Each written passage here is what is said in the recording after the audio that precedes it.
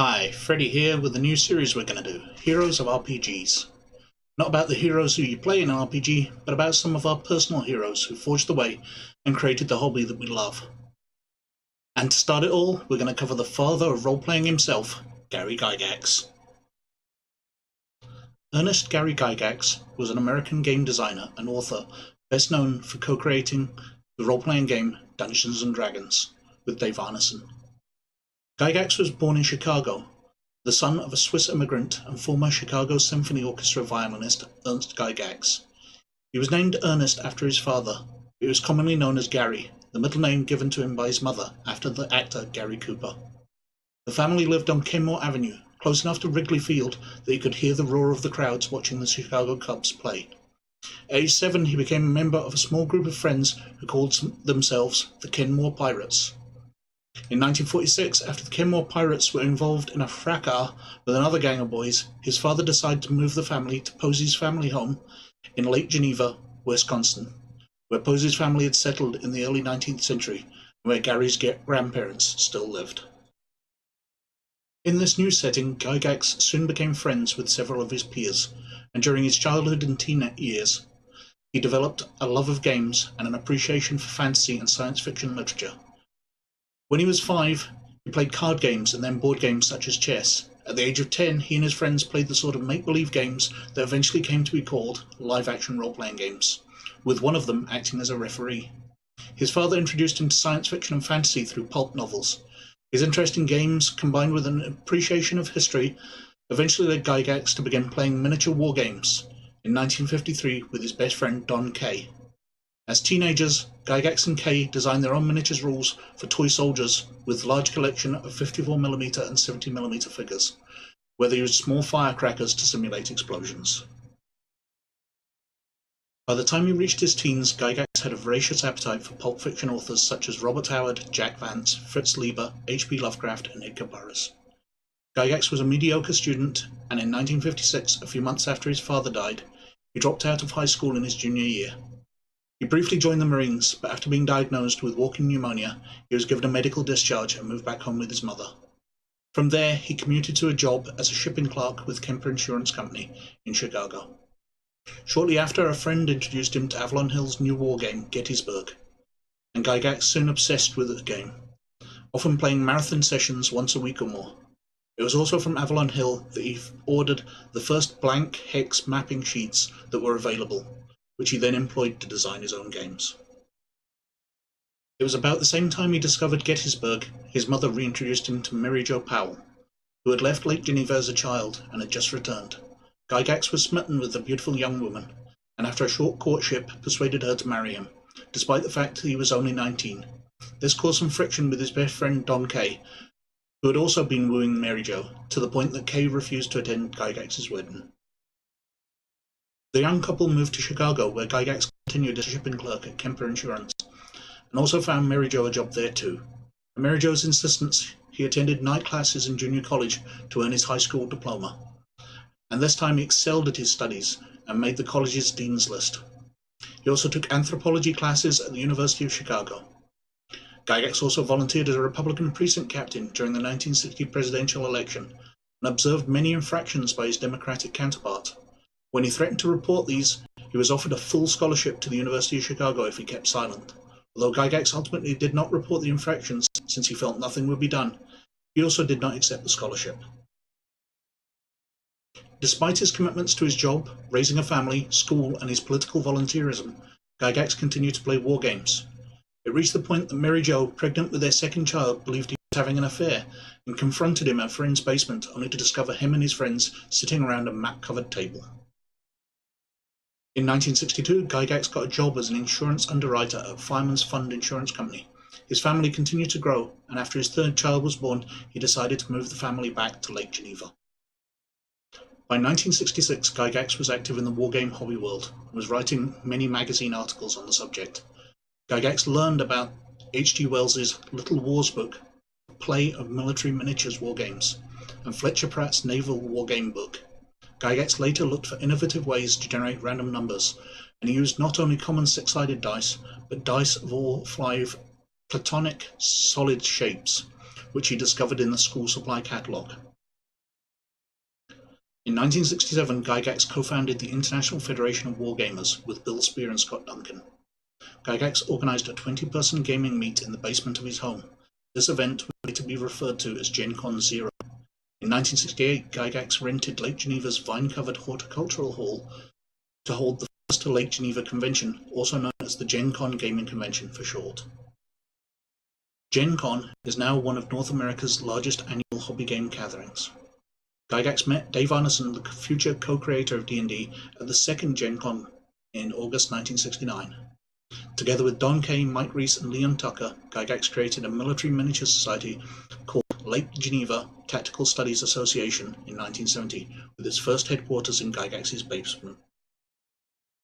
Late in October 1970, Gygax lost his job at the insurance company after almost 9 years. Unemployed and now with a family of 5 children, he tried to use his enthusiasm for games to make a living by designing board games for commercial sale. This clearly proved to be unsustainable when he grossed only $882 in 1971.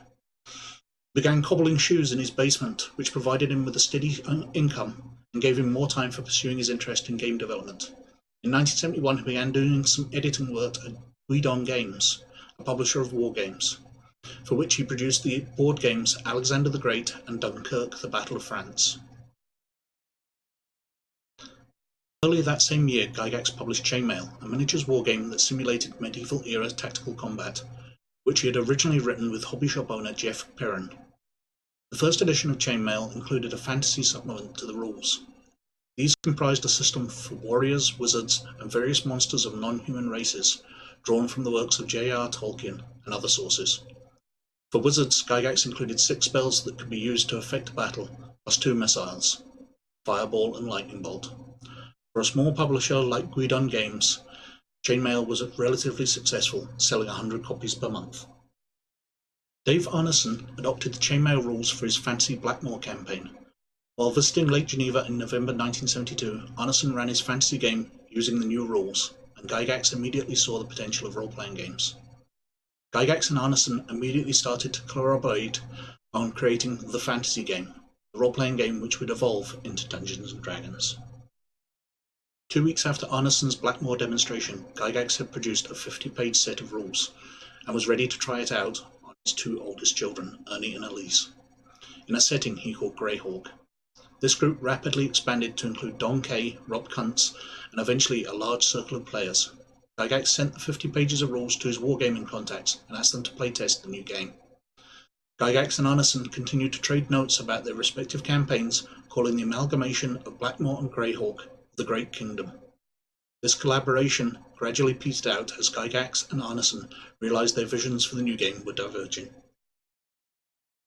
Based on the feedback he received, Gygax created a 150-page revision of the rules by mid-1973. He asked Guidon Games to publish it, but the 3-volume rule set in a label box was beyond the scope of the small publisher.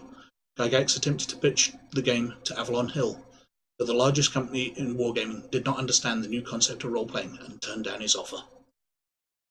By 1974, Gygax's Greyhawk group, which had started off with himself, Ernie Gygax, Don Kay, Rob Kuntz, and Terry Kuntz, had grown to over 20 people, with Rob Kuntz becoming co-dungeon master, so each of them could referee groups of only a dozen players. Gygax left Guidon Games in 1973, and in October, with Don Kay as a partner, founded Tactical Studies Rules, later known as TSR Incorporated. The first commercial version of D&D was released by TSR in January 1974 as a box set, a hand-assembled print run of 1,000 copies together in Gygax's home, sold out in less than a year. At the end of 1974, with sales of D&D skyrocketing, the future looked bright for Gygax and Kay, who were only 36 years old.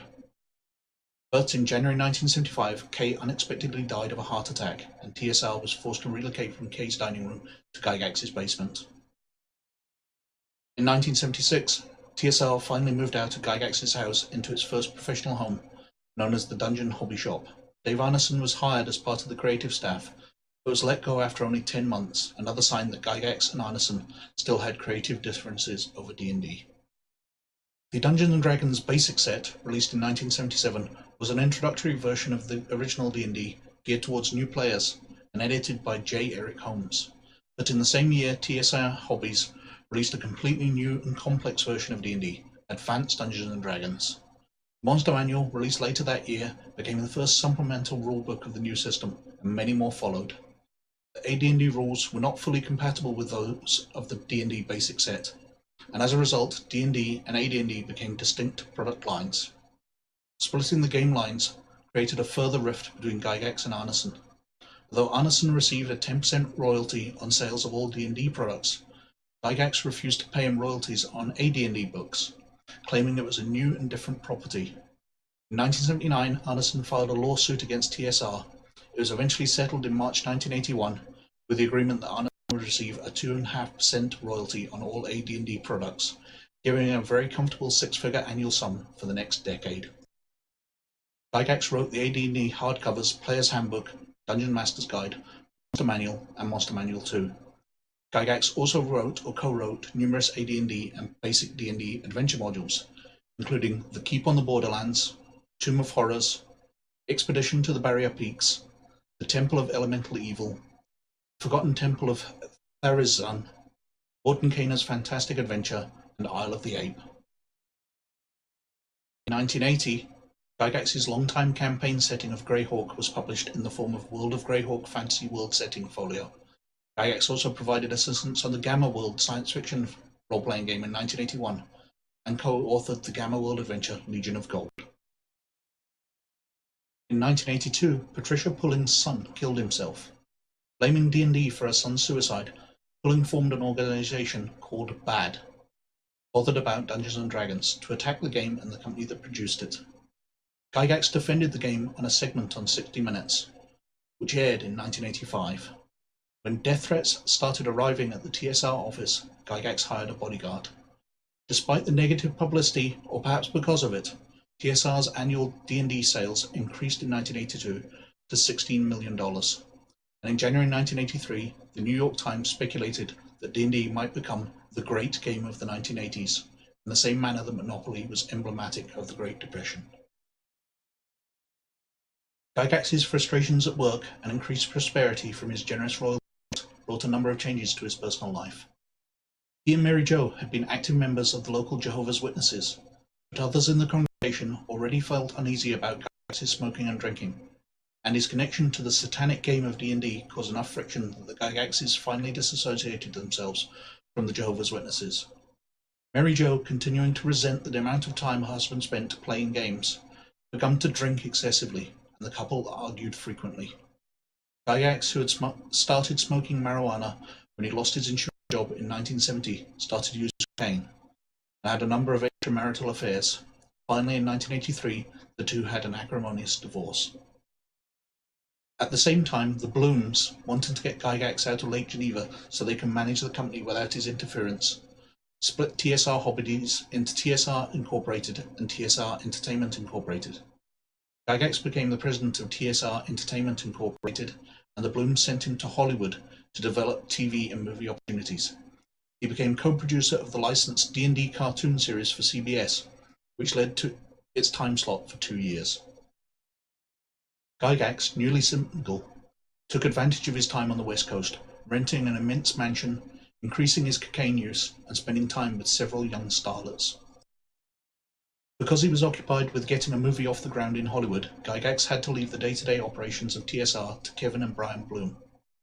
In 1984, after months of negotiation, he reached an agreement with Orson Welles to star in a D&D movie, and John Borman to act as producer and director.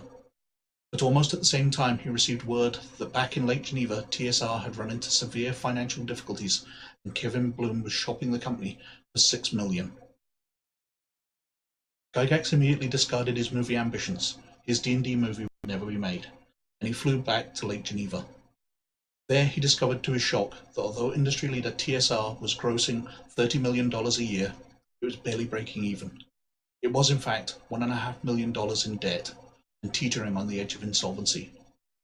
After investigating the reasons why, Gygax brought his findings to the 5 other company directors. Gygax charged that the financial crisis was due to mismanagement by Kevin Bloom, excess inventory, overstaffing, too many company cars, and some questionable and expensive projects such as dredging up a 19th century shipwreck. Gygax demanded that Kevin Bloom be removed as company president, and the 3 outside directors agreed with him. However, the board still believed that the financial problems were terminal and the company needed to be sold. In an effort to stay in control, in March 1985, Gygax exercised his 700-share stock option, giving him just over 50% control. He appointed himself president and CEO, and rather than selling the company, he took steps to produce new revenue-generating products. To that end, he contacted Dave Arneson with a view to producing some Blackmore material. He also bet heavily on a new D&D book, Unearthed Arcana, a compilation of material culled from Dragon magazine articles. And he quickly wrote a novel set in his Greyhawk setting, Saga of an Old City, featuring a protagonist called Gord the Rogue. In order to bring some financial stability to TSR, he hired a company manager, Lorraine Williams. When Unearthed Arcana was released in July, Gygax's bet paid off, as the new book sold 90,000 copies in the first month. His novel also sold well, and he immediately published a sequel, Artifact of Evil. The financial crisis had been averted, but ironically Gygax had paved the way for his own downfall. In October 1985, the new manager, Lorraine Williams, revealed she had purchased all of the shares of Kevin and Brian Bloom, after Brian had triggered his own 700-share option. Williams was now the majority shareholder and replaced Gygax as president and CEO. He also made it clear that Gygax would be making no further creative contributions to TSR. Several of his projects were immediately shelved and never published. Gygax took TSR to court in a bid to block the Bloom's sale of their shares to Williams, but he lost. Sales of D&D reached $29 million in 1985, but Gygax, seeing his future at TSR as untenable, resigned all positions with TSR Incorporated in October 1986 and settled his disputes with TSR in December 1986. By the terms of his settlement with TSR, Gygax kept the rights to Gord the Rogue, as well as all D&D characters whose names were anagrams or plays on his own name. However, he lost the rights to all his other work, including World of Greyhawk, and the names of all the characters he had used in TSR material, such as Mordenkainen, Rogalar, and Tensor. Immediately after leaving TSR, Gygax was approached by a wargaming acquaintance, Forrest Baker, who had done some consulting work for TSR in 83 and 84 to create a new company. Gygax decided this was a good opportunity. In October 1986, New Infinities Productions was publicly announced. To help him with the creative work, Gygax approached Frank Mentzer and Dragon magazine editor Kim Mohan from TSR, but before a single product was released, Forrest Baker left when his promised outside investment failed to materialize. Against his will, Gygax was back in charge again, and he immediately looked for a quick product to get the company off the ground. He had retained the rights to Gord the Rogue as part of his severance agreement to TSR, so he licensed Greyhawk from TSR and started writing new novels, beginning with Sea of Death. Sales were brisk, and Gygax's Gord the Rogue novels ended up keeping New Infinities in business. Gygax brought in Don Turnbull from Games Workshop to manage the company, then worked with Mohan and Mentzer on a science fiction-themed RPG, Cyborg Commando, which was published in 1987. However, sales of the new game were not brisk, and they were still dependent on Gord the Rogue. During all the drama, Gygax became a father again. Over the past year, he had formed a romantic relationship with Gail Carpenter, his former assistant at TSR. In November 1986, she gave birth to Gygax's 6th child. During 1987 and 1988, Gygax wrote 2 more Gord the Rogue novels, Sea of Hawks and Come Endless Darkness. However, by 1988, TSR had rewritten the setting for the world of Greyhawk, and Gygax was not happy with the new direction in which TSR was taking his creation. In a literary declaration that his old world was dead and wanted to make a clean break with all things Greyhawk, Gygax destroyed his version of Earth in the final Gord the Rogue novel, Dance of Demons. With the Gord the Rogue novels finished, New Infinity's main source of steady income dried up, and the company ran out of money. It was forced into bankruptcy and was dissolved in 1989. After New Infinities folded, Gygax decided to create an entirely new RPG called the Carpenter Project, one considerably more complex and rule-heavy than his original and relatively simple D&D system. It drew the attention of JVC and NEC, who were looking for a new RPG system setting to turn into a series of computer games. JVC also wanted a name change for the RPG, favoring Dangerous Dimensions over the Carpenter Project. Work progressed favorably until March 1992, when TSR filed an injunction against Dangerous Dimensions, claiming the name and initials were too similar to Dungeons & Dragons. Gygax, with the approval of NEC and JVC, quickly changed the name to Dangerous Journeys, and work on the new game continued. In late 1992, the Dangerous Journeys RPG was released by Game Designers Workshop, but TSR immediately applied for an injunction against the entire Dangerous Journeys RPG and the Mythos setting, arguing that it was based on D&D and AD&D. Although the injunction failed, TSR moved forward with litigation. Gygax believed the legal action was without merit and fueled by Lorraine Williams' personal enmity to him. But NEC and JVC both withdrew from the project, killing the Mythos computer game. By 1994, the legals associated with any months of pre-trial discovery drained all of Gygax's resources. Believing that TSR was also suffering, Gygax offered to settle, and in the end, TSR paid Gygax for the complete rights to Dangerous Journeys and Mythos. Though Gygax was well compensated for his years of work on Dangerous Journeys, neither was ever published. TSR immediately and permanently shelved them. In 1995, Gygax began work on a new computer role-playing game called Legendary Adventures. In contrast to the rules-heavy Dangerous Journeys, this new system was a return to simple and basic rules.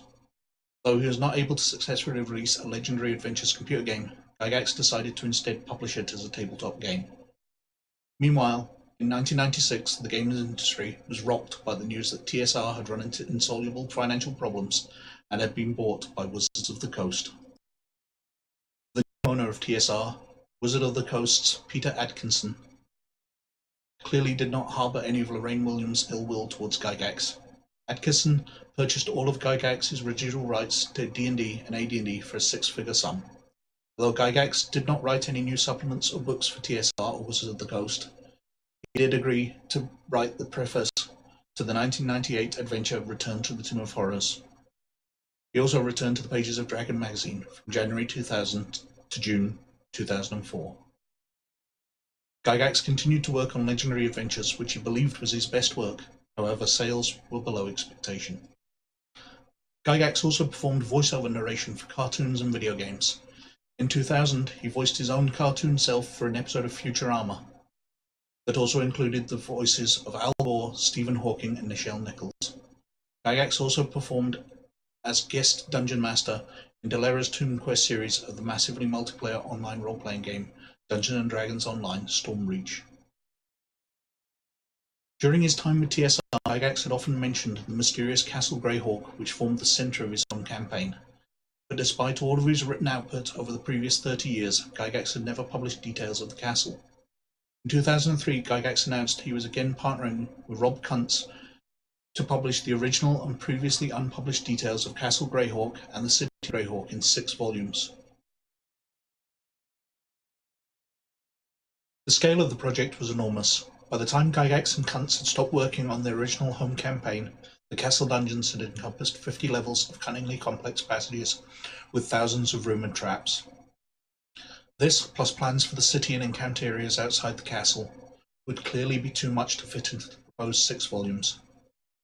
Gygax decided he would compress the castle dungeons into 13 levels, which was the size of his original Castle Greyhawk in 1973, by amalgamating the best of what could be gleaned from binders and boxes of old notes. However, neither Gygax nor Kuntz had kept careful or comprehensive plans, because they had often made up details of play sessions on the spot. They usually just scribbled a quick map as they played, with cursory notes about monsters, treasures, and traps. Gygax continued to painstakingly put the volumes together on his own, but even this slow and laborious process came to a complete halt when Gygax suffered a serious stroke in April 2004, and then another one a few weeks later. Although he returned to his keyboard after a 7-month convalescence, his output was reduced from 14-hour workdays to only 1 or 2 hours per day. Finally, in 2005, the first book in the 6-book series appeared. That same year, Gygax was diagnosed with a potentially deadly abdominal aortic aneurysm. Doctors concurred that surgery was needed, but their estimates of success varied from 50% to 90%. With no further medical consensus, Gygax came to believe that he would likely die on the operating table, and he refused to consider surgery, although he realized that a rupture of the aneurysm, likely inevitable, would be fatal. In one concession to his condition, he switched from smoking cigarettes, which he had smoked since high school, to cigars. It wasn't until 2008 that Gygax was able to finish the second volume of 6, which described the details of the castle above ground. The next 2 volumes were supposed to detail the dungeons beneath the castle. However, before they could be written, Gygax died in March 2008. After his death, a plaque was dedicated to Gary Gygax at Gen Con 2008, reading, "The first DM, he taught us to roll the die. He opened the door to new worlds. His work shaped our industry. He brought us Gen Con, and for this we thank him. In fond memory of Gary Gygax and in celebration of his spirit and goodness." Gary Gygax influenced role-playing in an unaccountably large way, and was the very first dungeon master. Although a flawed and very human individual, he said that he would like the world to remember him as the guy who really enjoyed playing games and sharing his knowledge and his fun times with everyone else. And I, for one, thank him for being that guy. Thanks for listening. Catch us later.